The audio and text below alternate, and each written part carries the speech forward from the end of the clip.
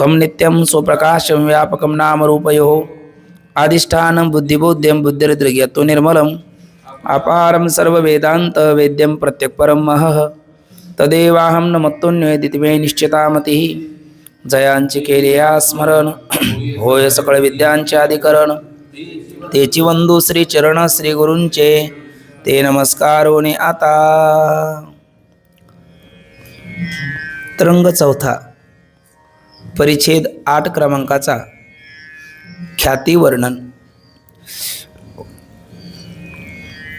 कालच्या चिंतनामध्ये आपण बघितलं गुरुदेवाने अगोदर अजातवाद सांगितला। प्रश्न शिष्याचा असा होता, विषय उपभोगकाली होणारा आनंद विषयाचा जरी वाटला तरी तो विषयाचा नसून माझ्या आत्मस्वरूपाचाच आहे, हे मला आपल्या कृपेने चांगलं समजलं। पण आमची जी दुसरी शंका होती संसार दुःख निवृत्त व्हावं, तर तुम्ही म्हणता वंद्यापुत्राप्रमाणे तुझ्या स्वरूपास ठिकाणी संसार दुःखाचा त्रैकालिक अत्यंत अभाव आहे। पण मग दृष्टांतातला वंद्यापुत्र प्रतीतीला येत नाही आणि हा संसार तर प्रतीतीला येतो, याची काहीतरी संगती लागली पाहिजे। गुरुदेव म्हटले, बाबा बरोबर आहे, हा अजातवाद एकतर कळत नाही, पटत नाही, झेपत नाही, मनुष्य त्यात रंगत नाही। मग तुला तो कळण्याकरता अगोदर तुला विवर्तवाद सांगतो। विवर्तवाद म्हणजे काय? विवर्तवाद म्हणजेच अध्यासवाद किंवा मिथ्यावाद, त्यालाच विवर्तवाद असं म्हणतात। ज्याच्यामध्ये प्रतीती आहे पण सिद्धी नाही, त्याला आपण विवर्तवाद असं म्हणतो। विवर्तवादाचा सरळ अर्थ असा आहे का ज्याच्यामध्ये पदार्थ जसा असतो तसा दिसत नाही। विवर्तवाद शब्दाचा सरळ अर्थ काय होईल? पदार्थ जसा आहे तसा दिसत नाही, त्याला म्हणायचे विवर्तवाद। मग पदार्थ आहे तसा दिसत नाही म्हणजे रज्जू रज्जू रूपाने दिसावी, कारण रज्जू रज्जुत्वाने युक्त रज्जू आहे, पण ती रज्जू रज्जू रूपाने दिसत नाही, सर्प रूपाने दिसते। मग रज्जुरूपी पदार्थ जसा आहे तसा दिसला का आपल्याला? नाही, तो सर्प रूपाने दिसला। सानू सानू रूपाने न दिसताना पुरुष रूपाने, रजत रजत रूपाने न शुक्ती शुक्ती रूपाने न दिसताना रजत रूपाने, तसा आत्मा आत्मरूपाने न दिसताना अहंकारादी अनात्मबंध जो आहे तोच मी वाटतो, आणि परमात्मा परमात्मा रूपाने न दिसताना जगत रूपाने दिसतो। म्हणजेच काय, जो पदार्थ जसा आहे तसा न दिसता अन्यथा रूपाने दिसणं, त्याला विवर्तवाद असं म्हणायचं। आणि आणखी दुसरं बोलायचं झालं तर ज्याच्यामध्ये प्रतीती असते पदार्थाची पण सिद्धी नसते, त्याला विवर्तवाद असं म्हणायचं। आणि मग तो विवर्तवादातले वेदांतातले दृष्टांतसुद्धा आपण म्हटलो अकाट्य आहे। ज्या त्या वादाकरता जे तीच दृष्टांत वापरले गेले तर तो वाद श्रोत्याला बुद्धीवर आरूढ होतो, तो त्याला कळायला रुचायला पचायला सोपा जातो। मग अजातवाद म्हटलं का अजातवादाचे दृष्टांत आहे वंद्यापुत्र शिशुशृंग ख पुष्प निर्विशाल। आणि विवर्तवाद म्हटलं की विवर्तवादाचे दृष्टांत आहे रज्जू सर्प शुक्ती रजस स्थानो पुरुष स्वप्न पदार्थ मृगजळ वगैरे ही विवर्तवादाचे आहेत। आणि मग विवर्तवादामध्ये पदार्थ दिसला तरी तो नाही हेच सांगायचं, कारण शिष्याची शंका काय आहे? पारमार्थिक दृष्टीने माझ्या स्वरूपास ठिकाणी संसार दुःखाचा त्रैकालिक अत्यंत अभाव आहे। कशाप्रमाणे? तर तुम्ही म्हणता वंद्यापुत्राप्रमाणे। पण वंद्यापुत्र नाही म्हणणं पटतं, संसार नाही म्हणणं पटत नाही का? तर वंद्यापुत्राची प्रतीती येत नाही, संसाराची प्रतीती आल्याशिवाय राहत नाही। मग त्या अजातवाद पटण्याकरता विवर्तवाद सांगत असताना जरी प्रतीती आली तरी काही पदार्थ प्रतीतीतच असतात, ते वस्तुस्थितीत नसतात। संसार तसा प्रतीतीत आहे, वस्तुस्थितीत नाही। संसार एक झाला होता हे तो समळे मिथ्या वार्ता पुढे वैगल मागवता कदा कल्पांती घडेना, हा अजातवाद सांगायचा आहे। मग संसार प्रतीतीत आहे, वस्तुस्थितीत नाही। तसा कसा? जसा रज्जूवरचा सर्प। मग आपली सिद्धांतातच मंगलाचरणातच ओवी गेलेली आहे। रोजही आपण म्हणतो ज्याच्या आज्ञाने भासे जगत, जसा दोरीवरी सर्प दिसत परी दोई ठाई ना सर्प ना जगत। मग ते स्वतंत्र आणि स्वयंप्रब्रह्म मीचे असे। दृष्टांतात रज्जूची ठाई सर्प नाही, तसं दार्ष्टांतात नाम सिद्धांतात आत्मस्वरूपास ठिकाणी जगत नाही। मग हा दिसायला आहे पदार्थ पण तो असायला नाही नव्हे। जो पदार्थ जसा आहे तसा दिसत नाही, आपल्याला भ्रम होतो। रज्जू रज्जू रूपाने दिसली तर मग प्रश्नच नाही, पण रज्जू रज्जू रूपाने न दिसताना सर्प रूपाने दिसते। पण जरी सर्प रूपाने दिसली तरी कोण आहे तिथे? रज्जूच आहे। हे सिद्ध ज्या वादात केलं जातं त्याला विवर्तवाद असं म्हणायचं। तसं ब्रह्म ब्रह्मरूपाने आहे, ब्रह्म ब्रह्मरूपाने ज्ञात व्हावं, तर ते ब्रह्म ब्रह्मरूपाने न दिसताना जगत रूपाने दिसू लागलं। मग जगत जगत नसून जगत अधिष्ठान ब्रह्मन ते आद्यस्थ जगत अधिष्ठान ब्रह्मरूपच कसं आहे हे सिद्ध ज्या वादात केलं जातं त्याला विवर्तवाद असं म्हणतात. आणि मग अशा असणाऱ्या विवर्तवादाचा विचार आपल्यासमोर ठेवत असताना तो विवर्तवाद आपल्याला ख्यातिवाद त्याकरता पटवून देतात. पण शिष्य काय बोलतो, आपण रज्जूवरच्या सर्पाला मिथ्या म्हणतात, तशी सगळीच लोक त्या रज्जूवरच्या सर्पाला मिथ्या म्हणत नाही. मग त्या रज्जूवरच्या सर्पाच्या बाबतीत कोण काय संगती सांगते त्यासंबंधी मी तुम्हाला सांगतो. म्हणजे तुमचं गृहीत कृत्य कदाचित असू शकतं, रज्जूवरच्या सर्पाला मिथ्या म्हणायचं आणि तसंच परमात्मा स्वरूपाष्टिकांच्या जगताला मिथ्या म्हणायचं. पण तुम्ही जसं रज्जूवरच्या सर्पाला मिथ्या मानता तशी सगळीच दर्शनकार, सगळीच शास्त्रकार ती त्या रज्जूवरच्या सर्पाला मिथ्या मानत नाही. मग ती कशी मानतात, तर त्यांची काय संगती आहे काल आपल्याला त्यांनी सांगितली.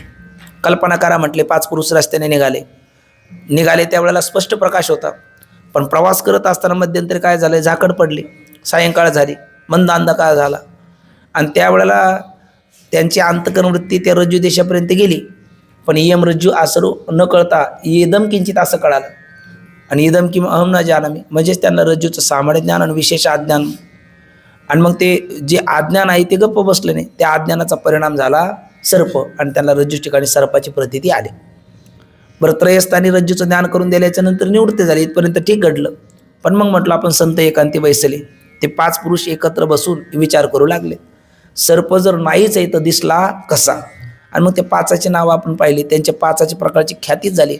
पहिली आहे असत ख्याती, दुसरी आत्मख्याती, तिसरी अन्यथा ख्याती, त्याच्यामध्ये 2 प्रकार, प्राचीन आहे एक नवीन आहे, चौथी आहे अख्याती, 5वी आहे सत्ख्याती.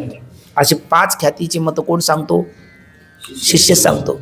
बरं, पहिली जी असत ख्याती आहे ती शून्यवादी आहे, दुसरी जी आत्मख्याती आहे ती क्षणिकवादी आहे, तिसरी जी अन्यथा ख्याती आहे तर ते जडवादी किंवा परमाणुवादी आहे, आणि तिसरी जी चौथी जी अख्याती आहे ते चिदवादी किंवा परिणामवादी आहे, आणि पाचवी जी कोणती ख्याती आहे, सत्ख्याती आहे, ते जगत सत्यवादी आहे. अशा आपण त्या 5 जणांची नावंही पाहिली. आणि मग अशी त्या 5 जणांची नावं पाहून ती कोणाची ख्याती आहे याचाही विचार केला. पहिली सत्ख्याती कोणाची आहे, तर माध्यमिक शून्यवादी बौद्ध याची आहे. दुसरी आत्मख्याती कोणाची आहे, योगाचार माताचा विज्ञानवादी बौद्ध याची आहे, क्षणिकवादी विज्ञानवादी.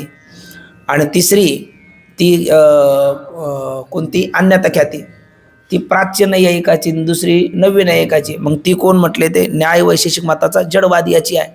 आणि चौथी आख्याती ही सांख्य प्रभाकर मताचा चिदवादी याची आहे. आणि 5वी जी सत्ख्याती आहे ते रामानुज मताचा जगत सत्यवादी याची आहे. आणि शेवटची जी अनिर्वचनी ख्याती आहे ती आपल्या भगवत पूज्यपाद श्रीमद आद्याचार्य शंकराचार्य आणि कृष्णोदय बादरायण व्यासदेव यांची ती अनिर्वचनी ख्याती आहे. अशा किती ख्यातीचा विचार पाहिला आपण काल, 5. आणि एक सिद्धांताची म्हणलं का मग 6. अशा त्यातल्या 5 ख्यातीवादाची मतं कोण सांगतो, थोडंसं बोलत चालायचं, शिष्य सांगतो. आणि 6वी जी अनिर्वचनी ख्याती ते मात्र श्रीगुरु सांगतात. मग आता या 5 ख्यातीवादाचा कोणता वाद आहे, कोण त्या ख्यातीचे म्हणजे प्रमुख कोण आहे, हा सगळा विचार आपण काल थोडक्यात केला. पण मग एक आपण लक्षात घेण्यासारखं आहे, तर आपण म्हटलं आपली कोणती ख्याती, आपण आता हा ग्रंथ शिकायला लागलो तर आपण कोणत्या ख्यातीचा सिद्धांत म्हणून स्वीकार करायचा, तर आपलं कालच ठरलं कोणती ख्याती, आपली अनिर्वचनी ख्याती. आपण कोणत्या ख्यातीचे नाही, असत ख्यातीचे नाही, आत्मख्यातीचे नाही, 2 प्रकारच्या अन्यथा ख्यातीचे नाही, अख्यातीचेही नाही आणि सत्ख्यातीचे नाही. आपली कोणती ख्याती आहे, उत्तर आहे अनिर्वचनी ख्याती आपली आहे. मग अनिर्वचनी ख्याती आपली काय, त्याचं कारण अनिर्वचनी ख्याती श्रुती, युक्ती आणि अनुभूतीच्या अविरुद्ध आहे. श्रुतीला विरोध नाही, युक्तीला विरोध नाही, अनुभूतीला विरोध नाही. आणि इतर ख्यातीवादी तुकोबरायाच्या भाषेत वरकड कोठे काही एक आहे, एक नाही. काही श्रुतीला जुळाली, युक्तीला नाही, काही युक्तीला जुळाली, अनुभूतीला नाही, काही अनुभूतीला जुळाली, श्रुती युक्तीला नाही. म्हणजे पूर्णतः निर्दुष्ट मत इतर ख्यातीचं नाही आहे. आणि पूर्णतः निर्दुष्ट मत कोणाचं आहे, अनिर्वचनी ख्यातीचं आहे. मग इतराला रज्जू सर्पाच्या प्रतीतीच्या बाबतीत दृष्टांतामध्ये आणि सिद्धांतामध्ये अहंकारादिबंध आणि त्याचा अधिष्ठान आत्मा याच्या बाबतीत निर्णय त्यांनी दिलेला आहे. पण तो निर्णय अर्धजिरती न्यायाने दिलेला आहे, पूर्ण यथार्थ निर्णय त्याला देता आला नाही. कशावरून हे कळण्याकरता आपल्याला एक छोटीशी गोष्ट म्हणजे मनोरंजनाकरता नसून त्यातला एक सिद्धांत दडलेला आहे. म्हणजे हल्ली पूर्वीपासून आणि आता त्यामध्ये थोडासा विकास झाला, प्रत्येक समाजामध्ये काय संतांनी अवतार घेतलेला आहे आणि जातीपातीच्या आतीत आपला आत्मस्वरूप आहे तिथपर्यंत घेऊन जाण्याकरता घेतला. पण मग ज्या यातीमध्ये ज्या समाजामध्ये संत जन्माला आले त्या यातीला त्या आपल्या संताचा काय एक प्रकारचा अभिमान असतो आणि असलाही पाहिजे. मग तो त्या संताचा गौरव करतात, पुण्यतिथी महोत्सव करतात, त्यांची पालखी काढतात. मग जशी ज्ञानोबरायची पालखी आहे, तुकोबरायची पालखी आहे, संताजी महाराज जगनाडाची पालखी आहे, मुक्ताईची पालखी आहे, निवृत्तीदादाची पालखी आहे, नामदेव महाराजची पालखी आहे, मग सुवर्ण करणार हरी महाराज सोनार यांची पालखी आहे, सगळ्यांच्या पालख्या आहेत. तसे सुरदास मंडळी काही होती, म्हणजे सुरदासांची भक्त म्हणजे जी जन्मांध आहे. आणि मग ते अंध लोक जरी अंध असले तरी डोळस एवढं काम करू शकत नाही. हल्ली एवढे अंध लोक काम करतात, म्हणजे चांगले ते ज्ञानेश्वरी पारायण करतात माऊलीच्या मंदिरात पहा. मग त्याला वाटायला लागलं सगळ्या संतांच्या जर पालख्या आहे तर आपल्या सुरदास महाराजची पालखी का नसावी. पंढरीच्या वाटेनं आपणही कायमाच्या म्हणे सर्वस्व उदार बापरकमदेवर विठ्ठलाचा वारी कर. आणि आपले सुरदास महाराज सुद्धा पांडुरंगाचे भक्त आहे, आपणही आपली पालखी काढू. ठीक आहे. मग ते सगळे आंधळी लोक एकत्र आली. आता आंधळी म्हणण्यापेक्षा सुरदास मंडळी म्हणणं चांगलं आहे ना. ती सगळी मंडळी एकत्र आली आणि एकत्र आल्याच्या नंतर मग त्यांनी ते म्हटलं आता एकट्याने हे कार्य होणार नाही, मग आपले ट्रस्ट स्थापन झालं पाहिजे, एक कमिटी झाली पाहिजे. त्यातला एक अध्यक्ष झाला, दुसरा उपाध्यक्ष झाला, तिसरा सचिव झाला, चौथा खजिनदार झाला, बाकी विश्वस्त झाले. आणि मग अशी ती कमिटी त्यांनी ते बाकीचे सभासद जी होती काय भिशी असेल ती भरून त्यांना तुकाराम करत त्यांची दिंडी निघाली. निघाल्याच्या नंतर एका विश्रांतीला थांबल्याच्या नंतर त्यांच्या कानावर ओरड आली, अरे हत्ती आला, रे हत्ती. हत्ती आला. कसा असतो हत्ती? हत्ती पाहण्याची इच्छा सगळ्याच आंधळ्याला झाली. आता हत्ती पाहण्याकरता काय पाहिजे? डोळे पाहिजे, कारण चक्षुरी रूपाचं ज्ञान करून देतात, चक्षुरी इंद्रिय करून देतात. चाक्षुष प्रत्यक्ष म्हणलं का चक्षुरी इंद्रिय पाहिजे, आणि चक्षुरी इंद्रियाचा यांच्याकडे अभाव आहे. इतर इंद्रिय आहे पण ही इंद्रिय एकमेका सहाय्य करू असं प्रमाण म्हणतात का? नाही. प्रामाणिकपणे सांगा, ही कोणतं प्रमाण म्हणतात? आपुली आपण करा सोडवण संसार बंधन तोडायची ही म्हणतात. जो ज्याने त्याने जेने काम तेने करूचे, बिजा करू तो गोता खायचे.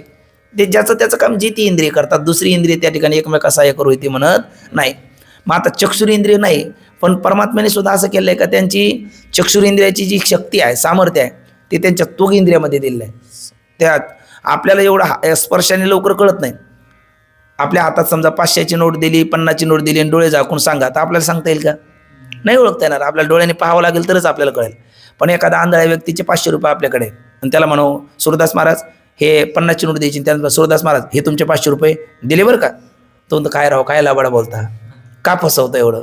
50ची नोट देऊन 500 रुपये म्हणता, कोणी शिकवलं तुम्हाला? लगेच ते बोलतात. कारण त्यांचं तोगेंद्रिय आपलं ते इतकं म्हणजे ती पूर्ण शक्ती एकवटलेली असते, त्यांना लगेच कळतं. कोणाचा हात जरी आला तर ते म्हणतात गणपत आला काही नाही, आज रामराव आला, लगेच त्यांना कळतं. म्हणजे त्यांचं इतकं ते चाणक्य असतं आणि ती चतुरही इतकी असतात. रोड क्रॉस करायचा असेल, एका अंधाने आपण त्याचा हात आपल्या हातात घेतला आणि आपल्या हातात घेतल्याच्या नंतर आपण म्हटलं चला आता तुम्हाला पलीकडे घेऊन जातो, तो आपला हात तो त्याचा हात आपल्या हातात देत नाही, तो पटकन काढून घेतो आणि आपला हात त्याच्या हातात घेतो. त्याला माहिती आहे डोळस कधी सोडून जातील सांगता येत नाही. अर्ध्यावरती सोडल्याच्या नंतर करायचं काय? म्हणजे सांगायचं तात्पर्य का आंधळ लोक सुद्धा ती ज्ञानी असतात, तशी जाणती असतात. श्री संत गुलाबराव महाराज प्रज्ञाचक्षू, पण ज्ञानोबरायचा जो मंदिरातला फोटो आहे कोणी काढायला सांगितलं? पेंटरला. त्यांनी सांगितलं माझी माऊली माझे तात असे आहेत, म्हणजे जाणकार असतात ते. मग ते अंध मंडळी हत्ती आला ही कानावर वार्ता आल्याच्या नंतर म्हटलं आपल्याला हत्ती पाहायचं. मग आपल्याला हत्ती पाहायचं म्हटल्याच्या नंतर करणार काय? मग एक डोळस आलं, ते म्हणू लागले. त्यांच्यासोबत एक होता सगळ्याला मार्गदर्शन करण्याकरता. म्हटले आम्हाला जर हत्ती नेऊन दाखव. बरं सगळ्याला आता 500 मंडळी येणं शक्य नाही, पण आमची जे 5 कमिटी मुख्य पंचायत आहे त्यांना घेऊन जा. तो घेऊन गेला. घेऊन गेल्याच्या नंतर त्यांनी विचार केला यांना तर डोळे नाही, पाहायचं म्हणतात. पाहायचं म्हणजे मग जाण्याचं. मग तो जरी यांना आता चक्षुर इंद्रिय नाही तर इतर ज्ञानेंद्रिय आहे ना. रूपग्रहण करणारा चक्षु जरी असला तरी स्पर्श ग्रहण करणारा त्वग इंद्रिय आहे आणि याचं त्वग इंद्रिय सक्षम आहे. मग आपण असं करू, यांना हत्तीचा स्पर्श इंद्रियाने दान करून देण्याचा प्रयत्न करू. मग त्यांनी जी अध्यक्ष उपाध्यक्ष सचिव अशी जी 5 मंडळी प्रधान होती, एकाच्या हातात पाय दिला, एकाच्या हातात सोड दिली, एकाच्या हातात शेप दिली, एकाच्या हातात कान दिला, एकाच्या पृष्ठभागाला असा स्पर्श केला आणि याला हत्ती असं म्हणतात, चला आता माघारी. आली ती माघारी. आणि मग ही बाकी बसलेली सदस्य वाटच पाहून होती. हो आलात तुम्ही हत्ती पाहू? चावून लागली त्यांना. हो अध्यक्ष महोदय बोला, हत्ती कसा असतो? ते म्हणजे हत्ती खांबासारखा असतो. लगेच दुसरा म्हणू लागला, मी सांगत होतो यांना अध्यक्ष करू नका, तुम्ही ऐकलं नाही, यांना अकलेचा तपास नाही. बरं तो विचार अनुभव घेऊन बोलत होता, अनुभव आले अंगा ते या जगात येत असे, कारण त्याच्या हातात हत्तीचा पाय होता. त्यामुळे त्याने उत्तर दिलं ते बरोबर आहे. पाय कसा असतो? खांबासारखाच असतो. दुसरा म्हणू लागला तर मला अध्यक्ष कर, पण जाऊ द्या उपाध्यक्ष मी यांना मी तुम्हाला सांगतो. म्हणजे कसा असतो, म्हणजे हत्ती पहाडासारखा असतो, कारण त्या पृष्ठभागाला त्या पाठीच्या भागाला त्याने स्पर्श केला होता आणि त्याच्या तोगेंद्राला तसं ज्ञान झालं. तो म्हटला हत्ती पहाडासारखा असतो. तिसरा जो खजिनदार म्हणत होता, तुम्ही मला अध्यक्षपद दिलं नाही, उपाध्यक्ष दिलं नाही, खजिनदार दिलं, पण या दोघाला जे कळालं नाही ते मला कळालं, तुम्ही सांगा. म्हणजे हत्ती ते चाबुकासारखा असतो, कारण त्याच्या हातात हत्तीची शेपटी होती. ते विश्वस्त दोघं म्हणू लागले हे तिघं चुकीचे आहेत, आम्ही सांगतो बरोबर. म्हणजे तुम्ही सांगा. म्हणला अहो हत्ती आपण ते धान्य पाखडतो ना, त्याला काय म्हणतात, सूप म्हणतात. सुपासारखा हत्ती असतो, फारसं त्यात काही नाही. तिसरा म्हणू लागला नाही हो मी सांगतो, आपण खलबात्यात ज्याने धान्य कुटतो त्याला काय म्हणतात, मुसळ. हत्ती मुसळासारखा असतो. जो सुपासारखा म्हणतो त्याच्या हातात काय होती, कान होता त्याच्या हातात, आणि जो मुसळासारखा म्हणतो त्याच्या हातात सोंड होते. मग मला सांगा हे बोलतात ते चुकीचं आहे का बरोबर आहे? आहे ना, ते बरोबर आहे. चुकीचं आहे म्हणायचं कोणाचं धाडस आहे? कारण एक एक अवयव रूपाने पाहिलं तर हत्ती तसा आहेच आहे, पण मग हत्ती तसाच आहे का? तसाच चकार लावल्याच्या नंतर मग आपल्या राऊत बाबाचा शब्द चकार फार मोकार भल्याला करतो बेकार. मग तो चकार लावला तर हत्ती तसाच आहे असं नाही म्हणता येत ना. हत्तीचा एक अवयव खांबासारखा आहे, पण पूर्ण हत्ती खांबासारखा आहे का? हत्तीचा एक अवयव चाबुकासारखा आहे, पूर्ण हत्ती चाबुकासारखा आहे. नाही तर चाबुकालाच हत्ती मानावं लागेल, खांबालाच हत्ती मानावं लागेल, सुपालाच हत्ती मानावं लागेल, मुसळालाच हत्ती मानावं लागेल, पहाडालाच हत्ती मानावं लागेल, नाही म्हणून चालणार ना. मग त्यांना अवयव रूपाने हत्तीचं ज्ञान झालं, पण अवयवी रूपाने ज्ञान झालं का? नाही झालं. मग अवयवी रूपाने ज्ञान कोणाला झालं? जो डोळस होता त्यांना हातात प्रत्येकाचे अवयव दिलेत त्याला. बरं त्यांना जर प्रत्येकाला ते एक एक पाचही जणाला एक एक अवयव हातात दिला असता आणि मग सांगितलं असतं याला हत्ती म्हणतात तर ठीक झालं असतं. मग डोळसाने तसं काय केलं नाही? डोळसाला तसं करून द्यायला वेळ नव्हता, दिंड्या पुढे चालल्या होत्या. मग आता काय करणार, बरोबर ना. मग आता त्यांना अवयव रूपाने जरी ज्ञान झालं तरी अवयवी रूपाने अज्ञान आहे. किंवा डोळसाला वाटलं हे सगळ्यांनी समेट करतील, एका याचे लेकर म्हणून बाबा या सगळे म्हणून एकत्र आले का त्याला काय म्हणतात. मग डोळसाने सांगितलं ना हे चुकीचं बोलतात असं नाही, पण हे बरोबर बोलतात असंही नाही. मग यांचं बरोबर काय मी सांगतो, हे 5 जणांनी सांगितलेले जे 5 अवयव आहे ते 5 अवयव एकत्र आल्याच्या नंतर जो एक सात्विक शुद्ध शाकाहारी प्राणी होतो त्याचं नाव हत्ती आहे. आता त्यांना हत्तीचं ज्ञान झालं की नाही? आता त्यांना हत्तीचं ज्ञान झालं. मग हत्तीचं अवयव रूपाने जरी ज्ञान झालं तर अवयवी रूपाने ज्ञान त्यांना झालं नाही. अवयव रूपाने ज्ञान कोणाला झालं? त्या डोळसाला झालं. किंवा मग नंतर सांगितल्याच्या नंतर सगळ्याला कळालं. तसंच इथे आहे. मग हे आपल्याला हत्तीने सांगायचे. इथे ख्याती शब्दाचा अर्थ काल काय केला आपण बोला? भान आणि कथन आहे ना. भान आणि कथन. आणि भान शब्दाचा अर्थ ज्ञान. ज्ञान म्हणजे प्रतीती आणि कथन म्हणजे प्रतीतीप्रमाणे कथन. जसं आपण प्रतीती आली प्रतीतीप्रमाणे बोलणं यालाच काय म्हणतात? ख्याती. बरोबर ना. मग प्रतीतीप्रमाणेच बोलले. जो खांबासारखा म्हटलं त्याला प्रतीती कशाची आहे? खांबाप्रमाणे अवयवाचे. म्हणजे 5 जण सुपासारखा, खांबासारखा, चाबुकासारखा, मुसळासारखा, पहाडासारखा असं जे म्हणतात ते प्रतीतीप्रमाणेच कथन केलं ना त्यांनी. पण ते अवयवाची प्रतीती आहे, अवयवीची नाही. आणि अवयवीची प्रतीती कोणाला आहे? डोळसाला आहे. तसं हे जे इतर ख्यातीवादी आहे 5 जण जे शिष्याने मत मांडले त्यांना अवयव रूपाने म्हणलं तर त्यांचं काही अंशामध्ये बरोबर आहे, पण अवयवी रूपाने म्हणलं तर तिथे डोळस आहे कोण? अनिर्वचनीय ख्याती कोणाची? भगवान वेदव्यास आणि भगवत पंचपाद श्रीमद आद्याचार्य शंकराचार्य आहे ना, आणि आपला अस्मद आचार्यपर्यंत यांनी मात्र निर्दुष्ट ज्ञान करून दिलं आपल्याला. कोणाचं? रज्जूच्या ठिकाणी प्रतीतीला येणाऱ्या सर्पाच्या प्रतीतीची संगती. कारण प्रतीती आणि प्रतीतीप्रमाणे त्याचं निरूपण करणं यालाच काय म्हणलेलं आहे? ख्याती. व्यवहारामध्ये ख्याती शब्दाचा अर्थ तसा करतात का? नाही. मग कसं करतात? प्रसिद्धी, कीर्ती असा अर्थ करतात. म्हणून काल आपण प्रमाण म्हणलो नाममणी आणि तारले पतित भक्ती केली ख्यात ज्ञान देवे. ज्ञानोबराने भक्ती काय केली? ख्यात केली, विख्यात केली, म्हणजे प्रसिद्ध केली. कारण अगोदर कोणाला भक्ती म्हणजे काय माहिती होतं? पण माझी जीवीची आवडी पंढरपुरा नेन गुडी टाळाटाळी लोकला नाद अंगवांगी मोरळा छंद भोग भोगिताचे आटला भेद ज्ञान गिळून गावा गोविंदोगा देव देऊळ परिवारो कुरुणी की जे डोंगरू त्याचा भक्तीचा व्यवहार कान व्हावा. ज्ञाने ते संविती शैव म्हणती शक्ती आम्ही ते परमभक्ती आपुली म्हणू तैशी क्रियेचे नाम किरणच आहे अद्वैती भक्तीची आहे हे अनुभवाची जोगे नोय बोलायचे असं म्हणून संतांनी भक्ती केली. काय प्रसिद्ध केलं? वाढविले सुख भक्तिभाव धर्म कुळाचार नाम विठोबाचे. किंवा काय सांगू देवा ज्ञानोबाची ख्याती. तिथे पण ख्याती शब्दाला आहे ना. काय सांगू देवा ज्ञानोबाची ख्याती वेद महिषामुखी वदविले आहे ना. म्हणजे ख्याती शब्द कशाच्या अर्थाने आणला आहेत? सामान्यतः प्रसिद्ध किंवा कीर्ती अशा अर्थाने सुद्धा ख्याती शब्द येतो. काय त्यांची कीर्ती आहे, काय त्यांची ख्याती आहे, म्हणजे कीर्ती आहे. तो का म्हणे गाजे वैकुंठी सोहळा याही भूमंडळा माझी कीर्ती. किंवा उभारेला ध्वज तीही लोकावरी ऐशी चराचरी कीर्ती ज्यांची. म्हणजे सामान्यतः ख्याती शब्द हा कोणत्या अर्थाने येतो? व्यवहारामध्ये कीर्ती किंवा प्रसिद्धी अशा अर्थाने येतो. पण हा इथे कोणत्या अर्थाने पारिभाषिक शब्द आहे म्हटलं आपण. जसं पहिल्या तरंगातलं उदाहरण म्हणून आपण पाहिलं, समाधान शब्द व्यवहारामध्ये काय केला जातो? आनंद, शांती, आल्हाद अशा अर्थाने केला जातो. आणि विचारसागर ग्रंथामध्ये समाधान शब्द कोणत्या अर्थाने आला? मनाची एकाग्रता, त्याच काय म्हणतात? समाधान असे म्हणतात. तसे या ठिकाणी ख्याती शब्द व्यवहारात कीर्ती किंवा प्रसिद्ध अर्थाने जरी असला तरी विचारसागराच्या 4थ्या तरंगाच्या 8व्या परिच्छेदामध्ये ख्याती शब्द कोणत्या अर्थाने आला? भान आणि कथन, म्हणजे प्रतीतीप्रमाणे बोलणे, याला काय म्हणतात? ख्याती असं म्हणतात. आणि मग हे 5 जण बोलले, प्रतीतीप्रमाणेच बोलले, पण त्यांना पूर्णांगाने ज्ञान झाले. बरं, पूर्णांगाने तरी ज्ञान का झालं नाही? कारण स्वयंबुद्धीने मनुष्य पूर्ण जर गेला जाणायला तर हे आत्मतत्व स्वयंबुद्धीने कळतच नाही, असं रोज आपण ओवी म्हणतो. स्वयंबुद्धीच्या बाही रिगाले तयाची शुद्धीच नाही, एक जाणवीच्या डोई गरवेची गेले, किंवा मनोमार्गी गेला तो येथे मुकला.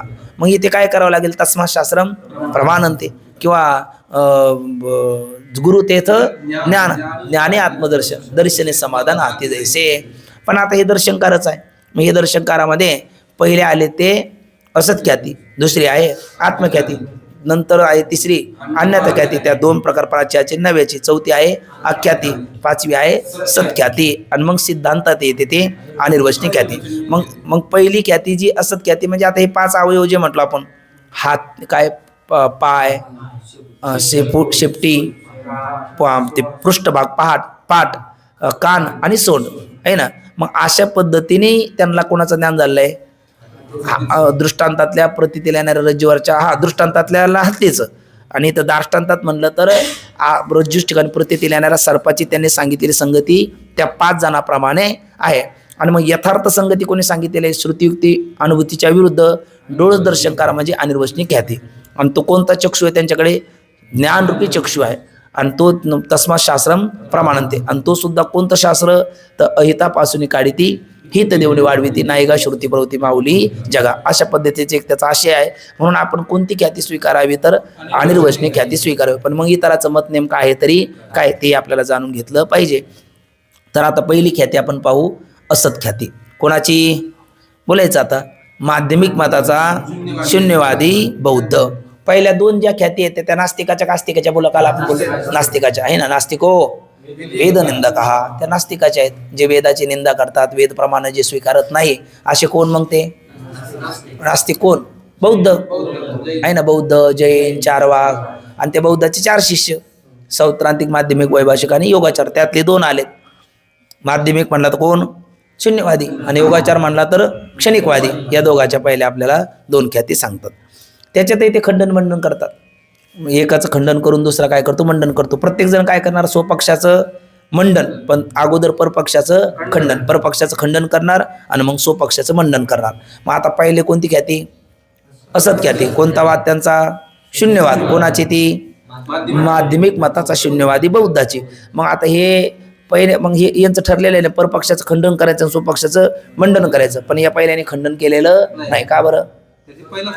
त्याचा पहिलाच पक्ष, त्याच्या अगोदर कोणी बोललेलंच नाही, तर तो खंडन करेल कसा? म्हणून त्यांनी डायरेक्ट मंडन केलं. मंडन करत असताना म्हणजे स्वपक्ष काय आहे? रज्जूची खाली प्रतीतीला येणारा सर्प का प्रतीतीला आला?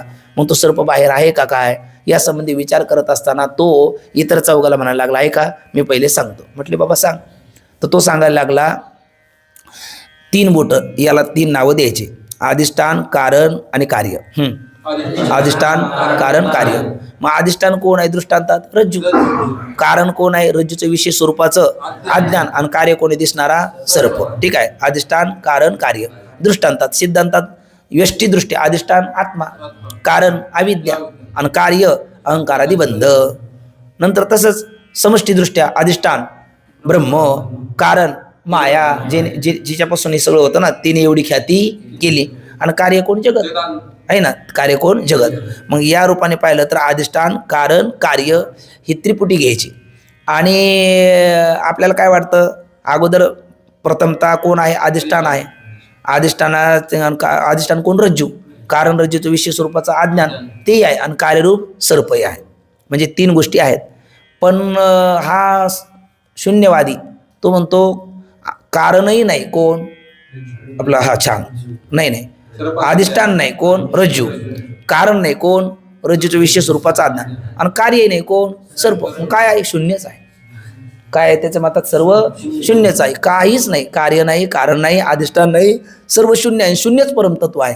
आणि ते शून्य परमतत्व जसं जगत रूपाने दिसतं तसं असद्रूप असणारा म्हणजे शून्यरूप असणारा रज्जू कसा दिसतो? सर्प रूपाने दिसतो. कशाप्रमाणे? म्हणजे हे सगळं शून्य आहे कशाप्रमाणे? वंद्यापुत्राप्रमाणे. पण त्याला म्हणतात, आता हे त्याचं काय झालं? मंडन. हे त्याचं काय झालं? मंडन. त्याच्या मतात काही नाही, काहीच नाही म्हणजे तेवढं बोला ना. अधिष्ठान, कारण, कार्य काहीच नाही. काय आहे? शून्यच आहे. ठीक ना. अधिष्ठान नाही म्हणजे दृष्टांतात अधिष्ठान रूप रज्जू नाही, कारण रूप रज्जूचं विशेष स्वरूपाचं अज्ञान नाही, कार्यरूप सर्प नाही. काय आहे? सर्व शून्य आहे. सर्वच काय आहे? शून्य आहे. कार्य कारण अधिष्ठान काही नाही. आणि कशाप्रमाणे? कशाप्रमाणे नाही? वंद्यापुत्राप्रमाणे नाही. आणि म्हणून काय? सर्व शून्यम शून्यम, सर्वच काय आहे? शून्य आहे. शून्यच परमतत्व आहे असं कोणाचं मत आहे? माध्यमिक शून्यवादी बौद्धाचं मत आहे. आणि कोणती ख्याती त्याची? असत ख्याती आहे. ठीक ना. हे काय झालं? त्यांचं मंडन. कळालं आपल्याला. आता पंक्ती वाचून घेऊ. पुन्हा खंडनाचा आशय पाहून पंक्ती वाचत चालू, म्हणजे मग आपलं थोडंसं उरकतं पण राहील. बघा, असत ख्याती कोणाची? माध्यमिक मताचा शून्यवादी बौद्धाची. कोणता वाद त्यांचा? मग शून्यवादी म्हणजे शून्यवाद. आणि म्हणजे सर्वच काय आहे? शून्य आहे. सर्व कोण? आपण ते सगळं म्हणण्यापेक्षा तेवढं बोला ना. म्हणजे थोडक्यात अधिष्ठान, कारण, कार्य. तुम्ही सगळं म्हणलं तर निश्चित तेच खरं आहे, पण तरी पण ते लवकर लक्षात येण्याकरता तर अधिष्ठान म्हणलं म्हणजे आपलं अधिष्ठान, कारण आणि कार्य हे सर्वच काय आहे? शून्य आहे. बघा आता असत ख्याती रज्जू सर्पाविषयी पहिल्या असत ख्याती रज्जू सर्पाविषयी पहिल्या असत ख्यातीवाद्याचे असे मत आहे की, काय मत आहे? तो म्हणतो रज्जूच्या ठिकाणीच सर्प असत आहे असे नाही, तर सर्व जगात सर्प किंवा दुसरा कोणताही पदार्थ कसा आहे? अत्यंत असद्रूपच आहे. अत्यंत असद्रूप आहे म्हणजे कंसात शून्य रूप आहे, काहीच नाही. मग रज्जू सर्पाबद्दल रज्जू सर्प दृष्टांतातला रज्जू सर्पच नाही तर सर्वच काय? अत्यंत असद्रूप आहे. मग दृष्टांतात तीन गोष्टी आहे: अधिष्ठान रज्जू, कारण रज्जूच्या विशेष स्वरूपाचं अज्ञान, आणि कार्य सर्प. तिन्ही नाही. तसं दृष्टांतामध्ये तशी स्थिती आहे. म्हणजे सर्वच काय आहे? शून्य रूप आहे, अत्यंत असद्रूप आहे. आणि अत्यंत असद्रूप कोण? वंद्यपुत्र. त्याप्रमाणे सगळंच काय आहे? अत्यंत असद्रूप आहे. त्या असद्रूप शून्यच काय? परमतत्व आहे. कोणाच्या मते? असत ख्यातीवाद्याच्या मते. तर सर्व जगत सर्प किंवा दुसरा कोणताही पदार्थ. सर्प म्हणलं म्हणजे कार्य, आणि दुसरा कोणताही पदार्थ म्हणजे त्याचं कारण रज्जूचं विशेष स्वरूपाचं अज्ञान, आणि अधिष्ठान रज्जू. हे सर्वच कोणताही पदार्थ काय? अत्यंत असद्रूपच आहे. जगातील सर्व पदार्थ वंद्यापुत्राप्रमाणे अत्यंत असद्रूप मानले. आणि तो म्हणतो जगातील सगळेच पदार्थ कोणाप्रमाणे अत्यंत असद्रूप मानले? वंद्यापुत्राप्रमाणे अत्यंत असद्रूप मानले. मग बाकी खाली काय राहतं? शून्यच राहतं आहे ना. बाकी खाली काय राहील? शून्य. शून्य म्हणजे काहीच नाही. शून्य शब्दाचा अर्थ काय? काहीच नाही. शून्यालाच तो परमतत्व म्हणतो, बरोबर आहे, पण शून्य शब्दाचा अर्थ काय? काहीच नाही. काहीच नाही. अत्यंत असद्रूप मानले म्हणजे बाकी खाली शून्यच परमतत्व राहणार. आणि त्या शून्य परमतत्वाचा काय होतो? जसा जगत रूपाने काय होतो? भास होतो, म्हणजे प्रतीती येते.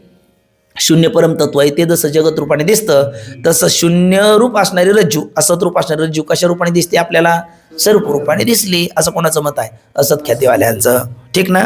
मग शून्य परमतत्वाचा जसा जगत रूपाने भास होतो त्याप्रमाणे रज्जूचे ठिकाणी अत्यंत असत सर्पाची प्रतीती होते, असे कोणाचे मत आहे? असत ख्यातीवाद्याचे मत आहे. यांनी दृष्टांत काय दिला? कोणाप्रमाणे? वंद्यापुत्राप्रमाणे. तर आता हे पुढचे खंडन करणार त्याचाच भाऊ. एकच गुरुचे चेले आहेत नाही, म्हणजे एकच गुरु कोण यांचे? बौद्ध. आणि बौद्धाचे 4 चेले आहेत, त्यातले 2 इथे आलेत. कोण? माध्यमिक आधी योगाचार, माध्यमिक शून्यवादी आणि क्षणिकवादी योगाचार.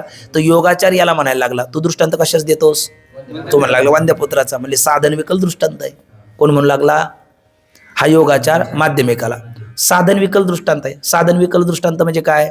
जो साध्याची सिद्धी करायला समर्थ नाही त्याला म्हणायचं साधन विकल दृष्टांत. साध्याची सिद्धी करायला समर्थ नाही. साध्य काय? शून्यम शून्यम आहे ना. आणि दृष्टांत साधन म्हणून दृष्टांत कोण वापरला? वंद्यपुत्र. अरे पण वंद्यपुत्राचा दृष्टांत हा साधन विकल दृष्टांत आहे, म्हणजे कसा?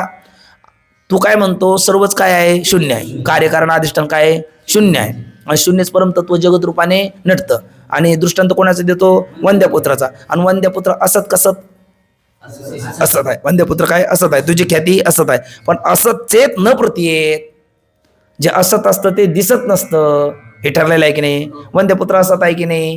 हो. दिसला कोणाला नाही, दिसणं शक्य आहे का? हल्ली दिसतो का? भूतकाळात दिसला नाही, वर्तमान काळात दिसत नाही, भविष्यकाळात दिसणं शक्य नाही. मग कसं म्हणायचं तुला? साधन विकल्प दृष्टांत झाला. मग वंद्यपुत्र जर दिसत नाही तर तुझं शून्य असं तोही दिसू नाही. तू काय म्हणतो? शून्य परम तत्व जगत रूपाने दिसतं. कसं दिसेल? वंद्यपुत्र पुत्र रूपाने दिसला का? दिसला नाही. खपुष्प दिसला का? दिसला नाही. मग तुझा हे शून्य परम तत्व दिसेल कसं? नाही म्हणले आमचं शून्य परम तत्व दिसतं. मग तुझं शून्य परम तत्व दिसतं तर असं वंद्यपुत्रही दिसला पाहिजे. नाही म्हणले असत वंद्यपुत्र दिसत नाही, मग असंच शून्य दिसणार नाही. आणि मग दिसत असेल तर त्याला काय म्हणू नको? असत म्हणू नको, शून्य म्हणू नको. मग ज्ञानोबा म्हणतात शून्य जे दावावे झाले ते बिंदुले पाहिजे की केले तैशी आदोईत सांगावे बोले तै द्वैत घेपे. किंवा शून्य सिद्धांत बोधू तो कौने वाक्य होई सिद्धू नसताची अपवाद वस्तू शिका. आणि डॉक्टर बाबा काय म्हणत असतात का जो शून्यम शून्य म्हणतो असत म्हणतो त्याला म्हणायचं शून्य. बघा माऊली म्हणतात शून्य जे दावावे झाले. आता एकातून एक काढला, खाली काय राहिलं? शून्य. पण खाली काहीच राहिलं, शून्य राहिलं म्हणजे खाली काहीच राहिलं नाही हे सांगायचं असतं का काहीतरी राहिलं हे सांगायचं असतं? काहीच राहिलं नाही सांगायचं. पण काहीच राहिलं नाही हे सांगण्याकरता तरी काय भोपळा काढून दाखवावं लागलं ना, शून्य काढून दाखवावं लागलं की नाही? म्हणून शून्य जरी दावावे झाले तरी बिंदुले पाहिजे की गेली भोपळा काढून दाखवावा लागतो. म्हणजे तसं शून्यच परमतत्व आहे असं जर तू म्हणतो तर त्या शून्य परमतत्वाचा तुला अनुभव आहे का? त्याला विचारायचं. हो म्हणेल तरी शून्य परमतत्वाची सिद्धी होत नाही, नाही म्हणेल तरी शून्य परमतत्वाची सिद्धी होत नाही. याला म्हणतात उभयता पाशरज्जू. तो जर म्हणला हो शून्य परमतत्व आहे, मी त्याला पाहिलेलं आहे, मग त्याला सांगायचं द्रष्टा दृश्यात भिन्ना. द्रष्टा दृश्यात भिन्ना. द्रष्टा दृश्यापासून काय असतो? भिन्न असतो. द्रष्टा कधी दृश्य होत नाही, दृश्य कधी द्रष्टा होत नाही. हा नियम आहे. आता सध्याला मी तुम्हाला पाहतो, तुम्ही कोण झालात? दृश्य. भिन्न सिद्ध करायचं आपल्या, पण तुम्ही दृश्य झाला आणि मी द्रष्टा झालो. मग मी द्रष्टा आहे, तुम्ही काही नाही, दृश्य नाही. मी द्रष्टा आहे तर काही नाही, दृश्य नाही. तुम्ही दृश्य तर काही नाही, द्रष्टा नाही. कारण द्रष्टा दृश्यात भिन्ना. पण झाला ना, आता मी जर द्रष्टा आहे तर तुम्ही दृष्टी नाही का? तुम्ही मला पाहता म्हणजे तुम्ही झाले दृष्टे आणि मी झालो दृश्य. आणि मी तुम्हाला पाहतो, तुम्ही झाले दृश्य आणि मी झालो द्रष्टा. मग द्रष्टा दृश्यात भिन्न कुठे भिन्न आहे? दोन्ही झालं ना. द्रष्टा दृश्य झाला, दृश्य द्रष्टा झाला. हो झाला, पण जे द्रष्टा आहे तोच त्याचा दृश्य झाला का? म्हणजे द्रष्ट्याला दृश्य रूपाने पाहतो का? आणि दृश्यच द्रष्ट्याला द्रष्टा रूपाने जाणतं का? म्हणजे द्रष्टा कधी दृश्य होत नाही, दृश्य कधी द्रष्टा होत नाही. मी जर द्रष्टा असेल तर माझं दृश्य तुम्ही आहात, तुम्ही जर द्रष्टा असाल तर तुमचं दृश्य मी आहे. पण मी द्रष्टा आहे त्यावेळेला काही नाही, मीच माझा द्रष्टा आहे तर मीच माझं दृश्य आहे का? म्हणजे मी द्रष्टा आहे तर दृश्य नाही, आणि तुम्ही दृश्य आहात तर तुम्ही द्रष्टा नाही. याचा अर्थ द्रष्टा कधी दृश्य होत नाही, दृश्य कधी द्रष्टा होत नाही. मग शून्य परमतत्व काय झालं? दृश्य. मग तो काय होणार नाही? द्रष्टा होणार नाही. तू जर म्हटला मी ते शून्य परमतत्व पाहिलं तर तू कोण आहेस? द्रष्टा आहे. म्हणजे तू कोण नाही? दृश्य नाही. दृश्य नाही म्हणजे शून्य नाही. म्हणजे शून्य सिद्ध झालं का? नाही, शून्य सिद्ध नाही झालं. नाही म्हटलंय मी शून्याचा मला अनुभव नाही पण शून्य आहे. शून्याचा मला अनुभव नाही पण शून्य आहे. एक म्हटलं मी वंद्यपुत्र कधी पाहिला नाही, अद्याप कोणी पाहिला नाही, आता कोणी पाहत नाही, भविष्यकाळात कोणी पाहणं शक्य नाही, पण वंद्यपुत्र आहे बरं का. पण वंद्यपुत्र आहे बरं का असं जर म्हणायला लागला तर हा मूर्ख नाही बरं का? मूर्ख आहे. कारण का? अरे ज्या वस्तूचा अनुभवच नाही तो आहे असं म्हणतो कसा? म्हणजे वंद्यपुत्राचा कोणाला तरी अनुभव असेल तर तो आहे. तसा शून्य परमतत्वाचा अनुभव कोणालाच नाही आणि शून्य परमतत्व आहे हे म्हणणं वेड्याचं लक्षण आहे ना. मग तुला आम्ही लवकरात लवकर येरवाड्यात भरती करू आहे ना, असं त्याला म्हणावा लागेल. याचा अर्थ तुझा साधन विकल्प दृष्टांत आहे कोणता? वंद्यपुत्र. वंद्यपुत्र असं रूप आहे ना त्याची प्रतीती येत नाही, म्हणजे शून्य रूप आहे म्हणून. तसं हे जगत शून्य परमतत्व जगत रूपाने नटत असेल किंवा असत रज्जू सर्प रूपाने नटत असेल, प्रतीतील येत असेल, सर्परूप होत असेल तर त्याची प्रतीती येऊ नाही. आणि येते त्या अर्थी काय नाही, ते शून्य रूप नाही म्हणजेच कंसात असत नाही. आणि म्हणजेच असत ख्यातिमत काय आहे? असंगत आहे. असं कोण बोलला कोणाला? आत्मख्यातीवाला असत ख्यातीवाल्याला बोलला. म्हणजे शून्यवाद्याला क्षणिक विज्ञानवादी बोलला, शून्यवादी माध्यमिकेला क्षणिक विज्ञानवादी योगाचार बोलत आहे. आता त्याने खंडन कळालं आपल्याला, ते खंडन वाचून घेऊ पहिले. यावर दुसरा आत्मख्यातीवादी असे म्हणतो की सर्प काय आहे तुझं मताने? अत्यंत असत आहे. म्हणजे यावर दुसरा आत्मख्यातीवादी म्हणजे यावर म्हणजे कोणावर? शून्यवादावर आहे ना. म्हणजे असत ख्यातीवादी माध्यमिक मताचा शून्यवादी बौद्ध त्याने जे मत प्रतिपादन केलं त्यावर दुसरा क्षणिक विज्ञानवादी आत्मख्यातीवाला योगाचार बरोबर ना. तो त्याला बोलतो, तो म्हणतो, यावर दुसरा आत्मख्यातीवादी असे म्हणतो की सर्प कसा आहे, अत्यंत असत असून त्याची प्रतीती होते. अत्यंत असत आहे त्याची काय होते, प्रतीती होते. तर अत्यंत असत कोण आहे, मग वंद्यपुत्र आहे. पण त्याची प्रतीती झाली पाहिजे. तो म्हणला वंद्यपुत्राची नाही होत, मग कोणाची होऊ नये, शून्य परम तत्वाची होऊ नाही, असद्रूप सर्पाची होऊ नाही. कार्यकारण असत असेल तर त्यांची प्रतीती होऊ नाही, आणि प्रतीती होते त्या अर्थी ते काय नाही, कार्यकारण असत, कार्यकारण अधिष्ठान असत नाही. म्हणजे शून्यवाद किंवा असत ख्याती मत हे बरोबर नाही. असं काय झालं आता, असत ख्यातीचं खंडन. मग आता योगाचार मताचा विज्ञानवाद्याने असत शून्यवाद्याचं क्षणिक विज्ञानवादीने खंडन केल्याच्या नंतर तो म्हटला ठीक आहे, माझं मत खंडित खंडित, पण मंडित काय तू तरी सांग, आहे ना. असं बोलल्याच्या नंतर मग तो बोलायला लागला योगाचार मताचा. त्याचा आशय बघा आणि मग पंक्ती वाचू. तो म्हणायला लागला, अहो कार्य कारण अधिष्ठान हे तिन्ही बाहेर नाही. कारण आपलं अधिष्ठान रज्जू, कारण रज्जूच्या विशेष स्वरूपाचं अज्ञान, अधिष्ठान आपलं आरोप्य, कार्य सर्प, आहे ना. म्हणजे अधिष्ठान कारण आणि कार्य तिन्ही बाहेर नाही, तिन्ही बाहेर नाही. पण ते कुठेच नाही असं नाही, म्हणजे बाहेर नाही पण मग आत आहे. त्याचं म्हणणं बाहेर नाही पण आत आहे. कोणाचं, योगाचाराचं. पदार्थ बाहेर नाही पण कुठे आहे, आत आहे. आत म्हणजे आतली असणारी बुद्धीच त्या सगळ्या पदार्थाचा काय करते, आकार धरते. तत्र निश्चयात्मिका बुद्धी, ती बुद्धी सगळ्या पदार्थाचा आकार धरते, असं याचं मत आहे. कोणाचा, सगळ्याच पदार्थाचा. आणि ती बुद्धी कशी आहे, क्षणिक आहे. तुकोबरायचं वचन आहे, अनेक बुद्धीचे रंग क्षणक्षणा पालटते रंग, धरू जाता संग तवतो होय बाधक. ती बुद्धी क्षणिक आहे. मग त्याला म्हटलं क्षणिक आहे तर आपल्याला बुद्धी क्षणिक वाटते का नित्य वाटते, बुद्धी तो म्हणतो क्षणिक आहे, पण आपल्याला क्षणिक वाटते का नित्य वाटते, बोला ना. नित्य वाटते. आणि बुद्धी तर क्षणिक आहे, मग नित्य काय वाटते, तर त्याचं उत्तर ते देतो. तो म्हणतो, हे बघा 3 क्षण आहे, प्रथम द्वितीय तृतीय. प्रथम द्वितीय तृतीय. प्रथम क्षण उत्पत्तीचा, द्वितीय क्षण स्थितीचा आणि तृतीय क्षण नाशाचा. प्रथम क्षण उत्पत्तीचा, द्वितीय क्षण स्थितीचा आणि तृतीय क्षण नाशाचा.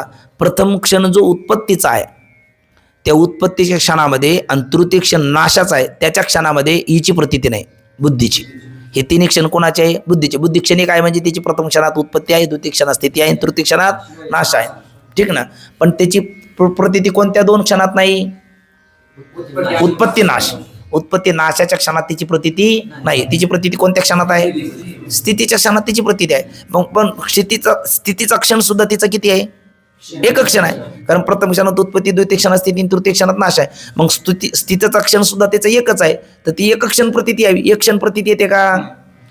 आपण संस्थेत बसल्यापासून आता 2ऱ्या वर्षात आलो, पुन्हा 4थ्या वर्षात जाणार, मरेपर्यंत बुद्धीची प्रतीती येणार का नाही येणार, येणार. मग ती जर प्रथम क्षणात उत्पत्ती, द्वितीय क्षणात स्थिती, तृतीय क्षणात नाश, तर तिची इतक्या क्षण प्रतीती येऊ नये ना.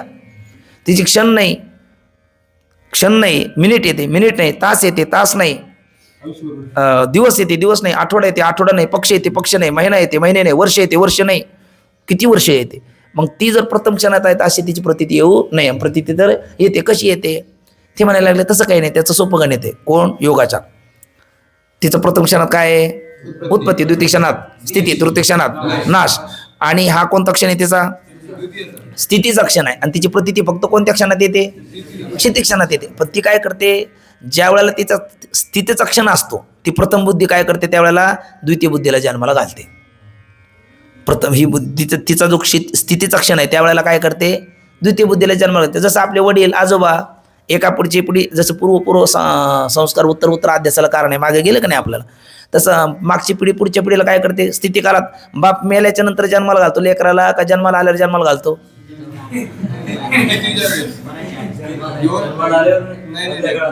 छान. जन्माला आल्यावरही लगेच जन्माला घालत नाही, मेल्याच्या नंतरही घालत नाही, मधल्या त्याच्या स्थितीच्या काळात जन्माला घालतो, बरोबर की नाही. मग वडील बाप लेकराला स्थितीच्या काळात जन्माला घालतो, तशी बुद्धी काय करते, तिच्या स्थितीच्या काळात द्वितीय बुद्धीला जन्माला घालते. पण मग हिचा जो स्थितीचा काल आहे तो हिचा कोणता काल आहे, पहिला क्षण आहे. मग पहिल्या क्षणात उत्पत्ती प्रतीती येत असते का, नाही. आणि 3ऱ्या क्षणात येते का, नाही. कितव्या क्षणात येते. मग हिनी स्थितीच्या काळात या 2ऱ्या बुद्धीला जन्माला घातलं, ती 2री बुद्धी कितव्या क्षणात आहे, पहिल्या क्षणात आहे, म्हणून तिची काय नाही, प्रतीती नाही. आणि ही कितव्या क्षणात आहे, 2ऱ्या क्षणात आहे, म्हणून हिची प्रतीती आहे. पण ही ज्या वेळेला 3ऱ्या क्षणात गेली हिची झाली अप्रतीती, पण ही तेवढ्या वेळात आली 2ऱ्या क्षणात.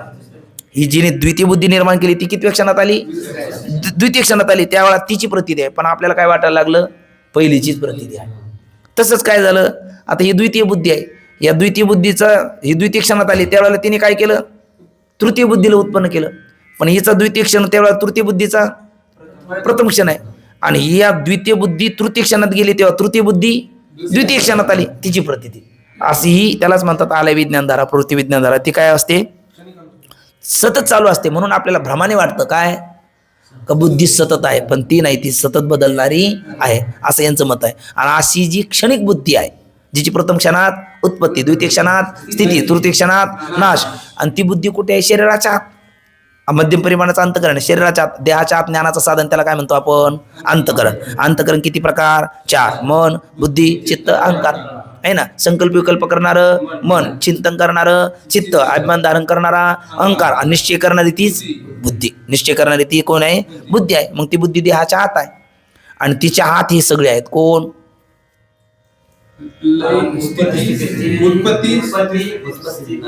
अगोदरचे अधिष्ठान, कारण, कार्य, हे सगळ्याचा आकार कोण धरते? आतली बुद्धी. आणि भ्रमाने आपल्याला बाहेर दिसतात. मग बाहेर कुठलाच पदार्थ नाही. पहिला काय म्हटलं होता? बाहेर आत कुठेच कुठला पदार्थ नाही, म्हणून शून्यम शून्यम.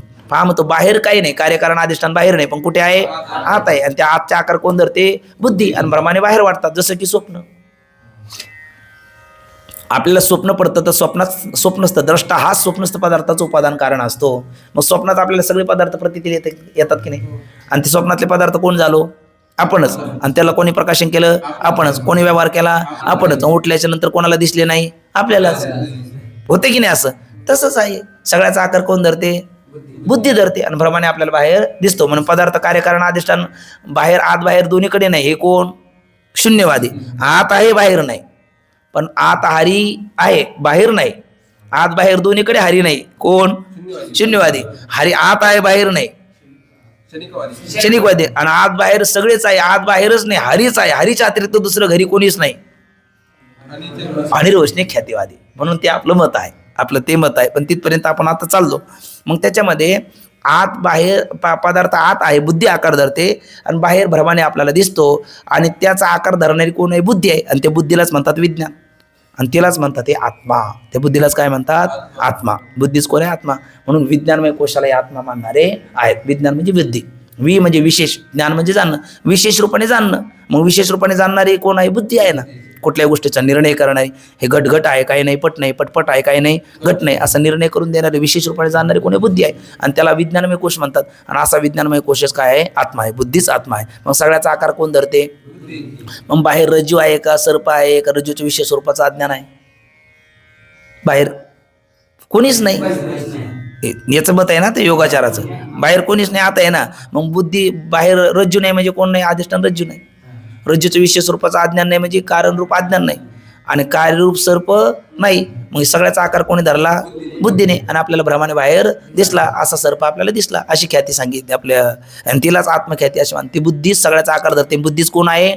आत्मा आहे. अशी कोणती ख्याती? आत्मख्याती. आता आत्मख्यातीचं मंडन आपल्या लक्षात आलं. ते मंडन आपण वाचू. बघा आत्मख्याती.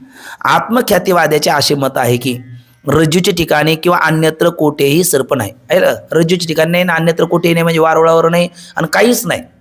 अन्यत्र कोठेही सर्प नाही. सर्प नाही म्हणजे कंसात दृष्टांतात सर्प नाही, सिद्धांतात जगत नाही, आहे की नाही. मग काहीच नाही, बाहेर काही नाही, पण बाहेर नाही. मग कुठे आहे? आत आहे. ते आता बोलतो बघा. आत्मख्यातीवाद्याचे असे मत आहे की रज्जूचे ठिकाणी किंवा अन्यत्र कोठेही सर्प नाही हे खरे, परंतु जितके पदार्थ प्रतीत होतात त्या सर्व पदार्थाचे आकार कोण धरते? बुद्धीच धरते. सगळ्या पदार्थाचे आकार कोणी धरले? बुद्धी धरते. आणि जी बुद्धी सगळ्या पदार्थाचा आकार धरते ती बुद्धी कशी आहे? तर बुद्धी ही कशी आहे? क्षणिक विज्ञान रूप असून तीच काय आहे? पुन्हा आत्मा आहे. सगळ्याचा आकार बुद्धी धरते, आणि ती बुद्धी क्षणिक विज्ञान रूप असून तीच आत्मा आहे. पण क्षणिक विज्ञान म्हणजे तरी काय? वि म्हणजे विशेष रूपाने, ज्ञान म्हणजे जाणून देणारे, आणि क्षणिक म्हणजे का? प्रथम क्षणात उत्पत्ती, द्वितीय क्षणात स्थिती, तृतीय क्षणात नाश. तर म्हणाले कशाहून म्हणता? ते खाली टिप्पणीमध्ये दिलेलं आहे, वास्तू बघा. प्रथम क्षणी उत्पत्ती, द्वितीय क्षणात स्थिती, आणि तृतीय क्षणात नाश, आसी विज्ञान रूप म्हणजे विशेष ज्ञान करून देणारी, पदार्थाचा निर्णय करून देणारे, निश्चय करून देणारी जी बुद्धी हाच कोण आहे, आत्मा आहे, असे योगाचार बौद्धाचे मत आहे. ठीक ना. मग वरच्या आता ठळक पंक्ती पुन्हा ती, सर्व पदार्थाचे आकार बुद्धी धरते, बुद्धी क्षणिक विज्ञान रूप असून तीच आत्मा आहे, आणि त्या क्षणिक विज्ञान रूप आत्म्याची म्हणजेच बुद्धीची, त्या आडव्या रेषेचा अर्थ करायचा म्हणजे बुद्धीची सर्परूपाने काय होते, आपल्याला प्रतीती होते, आणि म्हणून या मतास आत्मख्याती असे म्हणतात. झाली आता आपली आत्मख्याती झाली. पण मग आत्मख्यातीचं मत ऐकल्याच्या नंतर या दोन मतं झालेत नाही एकंदर, आणि एकाच गुरुचे दोन चेले आहेत. कोण? असतख्यातीवाले आणि आत्मख्यातीवाले, शून्यवादी आणि क्षणिकवादी, माध्यमिक आणि योगाचार, आणि दोन्ही नास्तिक आहेत असं आता पुढच्या पंक्तीमध्ये बोलतात. आत्मख्याती व आपलं असतख्याती व आत्मख्याती दोन्ही मते वेदाला अप्रमाण मानणाऱ्या म्हणजे वेदाला प्रमाण म्हणून न स्वीकारणाऱ्या नास्तिको वेद निंदका असे असणारे बुद्धाच्या शिष्यापैकी, बुद्धाच्या शिष्यापैकी म्हणजे बुद्धाचे शिष्य किती? 4. त्या 4 पैकी दोघाची मतं सांगितली, माध्यमिक आणि योगाचार यांची आहे. मग माध्यमिकाचं मत कोणतं? मग शून्यम शून्यम, आणि योगाचाराचं क्षणिकम क्षणिकम, आणि दुसरे राहिले सौत्रांतिक आणि वैभाषिक. मग त्यांचं मत कोणतं आहे? स्वलक्षणम स्वलक्षणम, दुःखम दुःखम, असं त्यांचं मत आहे. त्या संबंधी थोडासा विचार आहे अजून, उद्याच्याला संस्कृत विचारसागरामध्ये दिलेले आहेत, उद्या थोडा आपण त्याचा अनुवाद करू. आता यावर म्हणजे कोणत्या मतावर? यावर म्हणजे कोणत्या मतावर आता खंडन करणार? क्षणिक विज्ञानवादी बौद्धाचं आहे ना, ज्याचं म्हणणं आहे सगळ्याचा आकार बुद्धी धरते, ती बुद्धीच काय आहे? आत्मा आहे. या मताचं खंडन करताना पुढचे बोलणार, ते पुढचेही 2 आहे. हे जसे 2 आहे, एका गुरुचे 2 चेले, तसे एका नैयायिकामध्ये 2 प्रकार, एक प्राच्य नैयायिक आणि नव्य नैयायिक. त्यात अगोदर कोण बोलणार? प्राच्य. कारण काही झालं तर माझी विद्यार्थ्याला बहुमान असतो की नाही. पहिला आपल्या संस्थेमध्ये आता जोगमाराचा सप्ताह होतो, चाल कोणाला दिली जाते? आहे ना, माझीला दिली जाते, आजीला देत नाही असं नाही, पण आहे ना, माझी झाल्यावर देतात. बघा आता यावर तिसरा, अन्यथा ख्यातीवादी असे म्हणतो की क्षणिक विज्ञानरूप बुद्धी सर्पाचा आकार धरते असे म्हणावे. आता याचा असे इकडे बघा थोडंसं, पंक्तीत आपण वाचूच लगेच पटकन. मग माध्यमिक आता यावर अन्यथा ख्यातीवाला प्राच्य नैयायिक असा बोलतो. मग प्राच्य नैयायिक कोण? नवीन. प्राच्य म्हणजे जुने, नव्य म्हणजे नवे आहे ना. प्राच्य म्हणजे माझी आणि नव्य म्हणजे आजी आहे ना. आजी विद्यार्थी हे काय झालेत? नव्य नायक, आणि माझे विद्यार्थी प्राच्य नायक. आपण नायक कोणीच नाही. एक सहज आपलं कळण्याकरता म्हणून, कारण आपण नायक नाही, आपण सगळे कोण आहोत? पायिक आहोत. लई चांगली गोष्ट आहे ना, पायिक आहोत आहे ना, ज्ञानोबरायाचे संताचे पायिक आहोत. छान छान. पण आता सध्याला कोण आहोत? नायक ना होईत, मग तर वेदांती आहोत आहे ना. आपण कोण आहोत? वेदांती आहोत. बघा ते प्राच्य नैयायिक या आत्मख्यातीवाल्याला म्हणतात, तुम्ही 2 गोष्टी आता सांगितल्या चालूमध्ये, सगळ्याचा आकार बुद्धीच धरते, आणि ती बुद्धीच काय आहे? आत्मा आहे. ठीक ना. सगळ्याचा आकार बुद्धी धरते आणि बुद्धीच काय आहे? आत्मा आहे. ते दोन्ही विधान तुमची चुकीचे आहेत. पण तो म्हणतो चुकीचे आहे म्हणून चालणार नाही. का चुकीचे आहे? सिद्ध करून द्या. तर त्याला म्हणजे नाही प्रतिज्ञा मात्र वस्तुसिद्धी किंतु लक्षणाप्रमाणाभ्याम वस्तुसिद्धी. तर त्याला म्हणतात चुकीचे आहेत. हे म्हणण्याचं कारण असं आहे, बुद्धीच जर आत्मा असेल तर तुमची बुद्धी कशी? क्षणिक. प्रथम क्षणात उत्पत्ती, द्वितीय क्षणात स्थिती, तृतीय क्षणात नाश. अशी जर क्षणिक आहे, बुद्धी क्षणिक आहे, आणि तीच कार्यकारण अधिष्ठानाचा आकार धरते, तर मग तिन्हीच्या सर्पाचा आकार धरलेला आहे, त्या सर्पाची प्रतीती कशी यावी? क्षणिक यावी, एक क्षणी यावी. का बरं? बुद्धी क्षणिक आहे. आकार धारण करणारी बुद्धीच काय? क्षणिक आहे. कारण कोणा? कार्यानुवर्तन. ते मारुती बाबा म्हणत असतात ना, तुम्ही ऐकलं असेल दृष्टांत पाठात, रोज आंबे जायचे, वैतागला मालक, कोण नेतो का तपासाही लागणार, रात्री चोरी करायचा. ते ऊसाच्या रानात दाबा धरून बसला, रात्रीच्या 12 वाजता टप आवाज आला, धावला, बॅटरी लावली, तो खालच्या आळीचं गणपत. रागवलं, म्हणले वा रे भडव्या, तूच चोरी करतो रोज, चल हो खाली. तो म्हणला नाही होणार. काय करणार? नाही होणार. पुन्हा चोरची चोर शिरचोर काय करणार? तुझ्या बापाला सांगेल. तो म्हणला बाप पलीकडल्या झाडावर आहे. आता बाप जर चोऱ्या करतात, बाबा म्हणतात पोऱ्या काय कीर्तनाला येईल का? आहे की नाही. म्हणजे कारणाचे गुण कार्यात पाहायला भेटतात. मग इथे आता सिद्धांत त्या कारण कसं आहे? क्षणिक. कोण? बुद्धी. ती जर क्षणिक आहे, आणि ती जर सगळ्याचा आकार, सर्पाचा दृष्टांतातल्या सर्पाचा, दाष्टांतातल्या जगताचा आकार, ती जर बुद्धी धरती, तर त्या दृष्टांतातलं सर्प, दाष्टांतातलं जगत सुद्धा कसं प्रतीतीला यावं? क्षणभर प्रतीतीला यावं. ते क्षणभर येतं का जन्मभर येतं? जगत तर जन्मभर प्रतीतीला येतं. जन्मभर नाही, किती जन्म झाला फेरा, गणित नाही जे दातारा पडलो आवरती भोवरा बहु थोरा ओळशिया जन्मोजन्मी आम्ही बहुपुण्य केले ते तू ज्ञानोबर नामदेव महाराज म्हणावं आम्ही जन्मोजन्मी आम्ही जगत सत्य मानी गेले आहे ना पडली रूढी जगापरी चार चालवीत व्यवहार सत्य म्हणतो कोबऱ्या म्हणतात ना जन्मोजन्मी आपण जगत सत्य म्हणत आलो पूर्वी म्हणत होतो आज म्हणत आहे आजूक विचार सागर जर शब्दाने कळाला ना अनुभूतीने नाही कळाला तर तरी म्हणणं चालूच आहे मग क्षणभरच प्रतीती यावी जगत सत्यत्वाची पण ती काय येते बहुत काल येते जोपर्यंत ब्रह्मज्ञान होत नाही तोपर्यंत येतेच येते गुरुकृपा होत नाही अंतकर्म कृपा होत नाही शास्त्र कृपा होत नाही ईश्वर कृपा होत नाही तोपर्यंत त्याची सत्यत्व आणि प्रतीती येते मग ते मिथ्या म्हणण्याला अर्थ काय किंवा सर्पाची प्रतीती सुद्धा क्षणभर यावी ती बहुत काल येते कुठपर्यंत बरोबर आहे जे ज्याच्या आज्ञाने बसतं ते त्याच्या ज्ञानाने उरतं रज्जूचं विशेष रूपाने ज्ञान होत नाही तोपर्यंत ती सर्पाची प्रतीती येतेच येते मग बहुत क्षण येते का एक क्षण येते बहुत क्षण येते मग क्षणिक बुद्धी त्या सर्पाचा किंवा जगताचा आकार धरते हे म्हणणं बरोबर आहे का नाही का बहुतकाल प्रतीती येऊ नये ती येते म्हणून ठीक ना बहुतकाल प्रतीती येऊ नये ती येते म्हणून आणि दुसरं विधान काय होतं त्याचं कोण आत्मा आहे क्षणिक विज्ञान बुद्धीच आत्मा आहे तर हेही विधान बरोबर नाही आता हे विधान का बरोबर नाही क्षणिक विज्ञान रूप बुद्धीचा आकार धरते तर त्याचा उत्तर असं आहे का ज्ञान आपल्याकडे आपल्याला जे ज्ञान म्हणतो ना आपण जे ज्ञानामध्ये मुख्य 3 प्रकार आहेत म्हणजे त्याचे पोटभेद अनेक आहेत पण एक साधारण आपल्याला इथे कळण्याकरता म्हणून 3 प्रकार घेऊ प्रत्यक्ष काय काय प्रत्यक्ष ज्ञानामध्ये मुख्य 2 प्रकार म्हणा स्मृती ज्ञान आणि प्रत्यक्ष ज्ञान काय काय स्मृती ज्ञान आणि प्रत्यक्ष ज्ञान आता स्मृती ज्ञान म्हणजे काय मागे आपल्याला गेलं सुखमहम स्वापसम नवैकिंचित अविदिशम मी सुखाने झोपलो मला काही कळालं नाही हे काय म्हटलं होतं आपण स्मृती आहे आणि या स्मृतीचा असा अनुभव पूर्वी आपण मागे बघितलं ना संस्कार मात्र जन्य ज्ञानम स्मृती स्मृती ज्ञान कशापासून होतं संस्कारजन्य जे ज्ञान आहे त्याला काय म्हणतात स्मृती असं म्हणतात त्याच्यामध्ये संबंधीचं ज्ञान सादृश्याचं ज्ञान आणि उद्भूत संस्कार याच्याद्वारा स्मृती होती आता हा विषय काय आपल्याला विस्तार करण्याची आवश्यकता नाही पुढे 6व्या तरंगात येणार आहे वृत्ती प्रभाकरामध्ये आणखी त्याचा विस्तार केलेला आहे पण तूर्त फक्त कोणतं ज्ञान आहे स्मृती ज्ञान आणि स्मृती ज्ञानातला पदार्थ सन्मुख नसतो आणि पुढे सुद्धा आपल्याला लगेच पुढच्या ख्यातीमध्ये याचा उपयोग आहे मुळात एक स्मृती ज्ञान आणि दुसरा आहे प्रत्यक्ष ज्ञान तर ते स्मृती ज्ञानही बाजूला ठेवा प्रत्यक्ष ज्ञानच पुढे घ्या त्या प्रत्यक्ष ज्ञानात मुख्य 2 प्रकार काय काय प्रत्यक्ष ज्ञानात मुख्य 2 प्रकार कोणते एक आहे अभिज्ञारूप प्रत्यक्ष आणि दुसरा आहे प्रतिभिज्ञारूप प्रत्यक्ष आपण सर्वांनी बोलायचं पहिलं अभिज्ञारूप प्रत्यक्ष दुसरं प्रतिभिज्ञारूप प्रत्यक्ष आता कशाला म्हणतात अभिज्ञारूप प्रत्यक्ष आणि कशाला म्हणतात प्रतिभिज्ञारूप प्रत्यक्ष तर प्रथमताच एखाद्या पदार्थाला आपण पाहिलं याच्या अगोदर कधी बघितलेलं नाही आणि त्या पदार्थाचं आपल्याला दर्शन झालं ज्ञान झालं का त्याला म्हणायचं अभिज्ञारूप प्रत्यक्ष कोणतं ज्ञान झालं प्रत्यक्ष ज्ञान तर ते कोणतं प्रत्यक्ष अभिज्ञारूप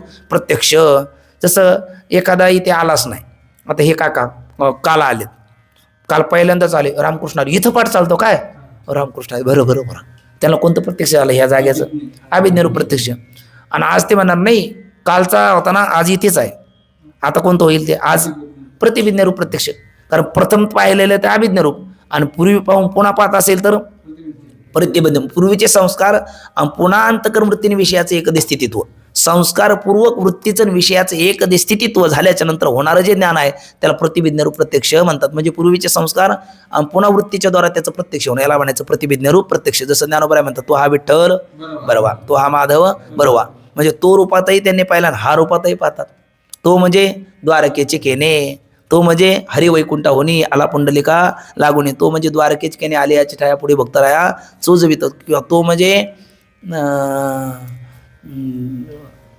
गोकुळी पुंडलिकाच्या भावार्था गोकुळी होणे झाला येता तो म्हणजे गोकुळीचा आणि हा म्हणजे पंढरपूरला तो म्हणजे वैकुंठातला हा म्हणजे पंढरपुरातला तो म्हणजे द्वारकेतला हा म्हणजे पंढरपुरातला किंवा ज्ञानोबा म्हणतात नेनो ब्रह्म मार्ग चुकले उघडे पंढरपुरा असे आले भक्त पुंडलिके देखील उभे केले विटेवरी आता नेनो ज्ञानोबराय जर नेनो तर आपण जाणू का नेनो आता कारण चुकणं ही क्रिया आहे परिच्छिन्नात घडते व्यापकात नाही ब्रह्म बृन्नात ब्रह्म आहे की नाही ब्रह्मव्यापक आहे देशकाल वस्तू भेद मावळाला मग असं ते तर चुकेल कसं ज्ञानोबरा म्हणतात हे मलाही माहित नाही पण चुकलं एवढं खरं आहे चुकलं नसतं तर पंढरपूरला विटेवर येऊन उभं राहिलं नसतं मग हे नेनो म्हणताना ब्रह्म चुकले म्हणताना तो म्हणजे ब्रह्म निर्गुण निराकार आणि हा म्हणजे विठ्ठल सगुण साकार मग त्याच्यात काही गुणवत्तेत काही भेद झाला का गोठलेलं बर्फ आणि ग्लासभर पाणी त्याच्या पाणीपणात काय गुणवत्तेत काय फरक आहे गोठले थिजलेलं तूप आणि विरघळलेलं तूप गुणवत्तेत काय फरक आहे नाही तुपाच्या तुपापणात काय फरक आहे काही नाही एखादा फरक करायला लागला तर त्याला म्हणायचं चूप बोलू नकोस का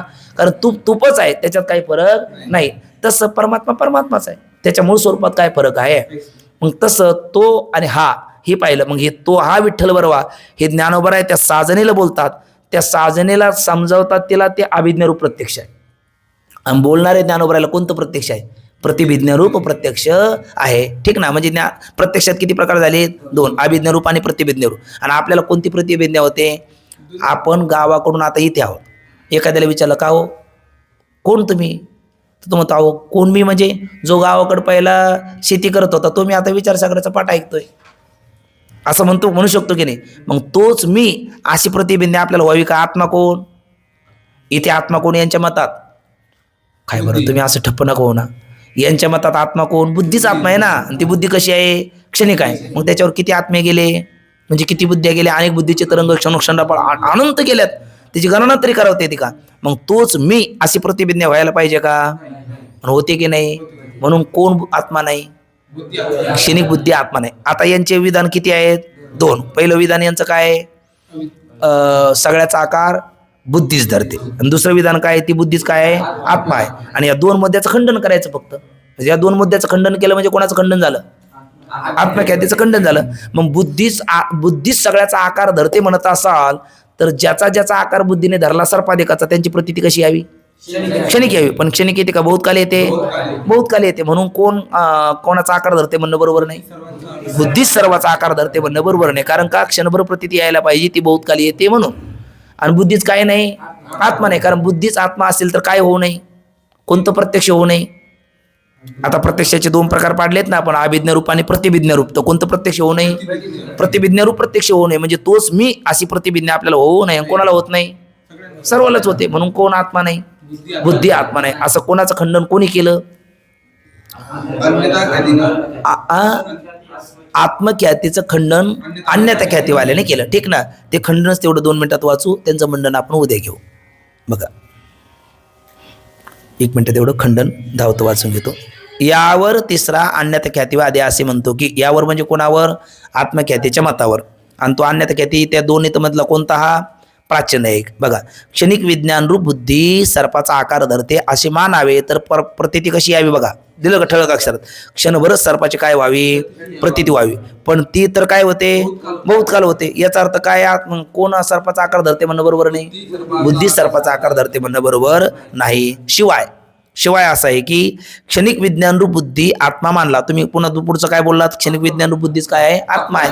तर तिला जर आत्मा मानला तर मी बाल्य अवस्थेत जसं एखादा काय होतो, आता आळंदीत एखादे व्यक्ती आले, आता बाबाच यांचं काय जन्मगाव, आता मी अजून मला सांगितलं पण विसरलो.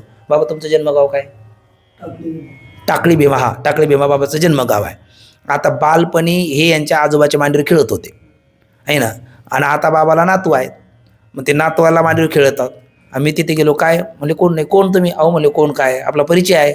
अहो म्हणले पण जसं तुमचं काय? अहो म्हणले काय म्हणजे जो गावाकर आजोबाच्या मांडीवर खेळत होतो तोच मी आता आजोबा होऊन माझ्या नातवाला खेळवत आहे.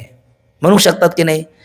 पण मग बुद्धी जर आत्मा असेल तर तोच मी, जो मी आजोबाच्या मांडीवर खेळत होतो तो मी आता आजोबा होऊन माझ्या नातवाला खेळवत आहे, अशी प्रतिभिज्ञा होईल का?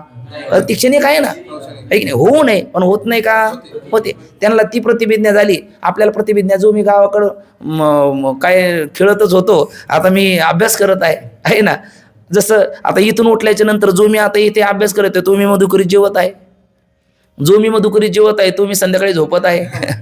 जो मी संध्याकाळी झोपत आहे, कधी कधी पाठातही झोपत आहे. इथंच कोणीच झोपत नाही. पण अशी प्रतिभिज्ञा होऊ शकते की नाही? का होते? म्हणून कोण आत्मा नाही. म्हणून कोण आत्मा नाही? बुद्धी आत्मा नाही. जो मी बाल्य अवस्थेत वडिलाच्या मांडीवर खेळत होतो तोच मी आता नातवांना खेळवीत आहे, अशी जी प्रतिभिज्ञा होते ती होऊ नये. कारण वडिलाच्या मांडीवर खेळणारा आत्मा तर काय झाला? द्वितीय क्षणी नष्ट झाला ना. तो आत्मा नाही. कारण प्रथम क्षणात उत्पत्ती, द्वितीय क्षणात स्थिती असं तुमचा आहे ना उत्पत्ती नाशाचा सिद्धांत आहे. तो द्वितीय क्षणात नष्ट झाला. आणि मग अशा असता बहुत कालाने नवीन उत्पन्न झालेला आत्मा. बरं त्याच्यात दुसरा आत्मा असला तर ठीक आहे, व्हावी कदाचित, नाही कळून येत तितक्यात. पण त्याच्यावर आता बालपण म्हणजे आज म्हणजे हा नातू होता केव्हा आणि हा आजोबा झाला, किती मोठं अंतर आहे. मग इतक्या अंतरामध्ये तूच मी अशी प्रतिभिज्ञा होऊ नये. कोण आत्मा असेल तर? बुद्धी आत्मा असेल तर होते की नाही? होते. त्या अर्थी कोण आत्मा नाही? क्षणिक विज्ञान रूप बुद्धी आत्मा नाही. आणि म्हणूनच आत्मख्यातीमत काय आहे? असंगत आहे. मग आत्मख्यातीवाला म्हणू लागला बाबा ठीक आहे आमचंही असंगत, पण सुसंगत काय ते तर आपण सांगा. मग ते आणण्यात ख्यातीवाले म्हटले नक्की सांगतो, पण उद्याच्याला. त्याचाच विचार आपण उद्याच्याला करूया. पुंडलिक वरदारी विठ्ठल, ज्ञानदेव तुकाराम, पंढरी